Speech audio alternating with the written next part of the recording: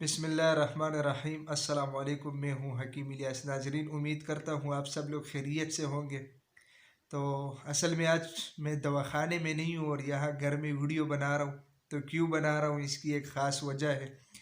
क्योंकि आज बहुत ज़्यादा मैं मसरूफ़ भी रहा और इसके अलावा जो है ना कुछ मसाइल थे, तो उसकी वजह से जो है ना मैंने टाइम ना दे सका। क्योंकि मैंने बहुत सारे दोस्तों के साथ वादा किया था कि आज मैं वीडियो अपलोड करूंगा, क्योंकि उन्होंने रिक्वेस्ट की थी कि हकीम साहब, आप मोटापे के ऊपर या जिन लोगों का वज़न बढ़ता है तो इसके ऊपर आप एक वीडियो बना ले। तो मैंने उनको कहा था कि मैं इंशाल्लाह ज़रूर आज शाम तक वीडियो अपलोड करूंगा, लेकिन टाइम ना मिलने की वजह से मैं वो वीडियो अपलोड ना कर सका। और असल में हुआ क्या, हुआ ये कि सुबह के टाइम में वीडियो में शूट करता हूँ अपने दवाखाने में, तो उस टाइम कुछ मेहमान आए तो उसके साथ मैं बिज़ी रहा।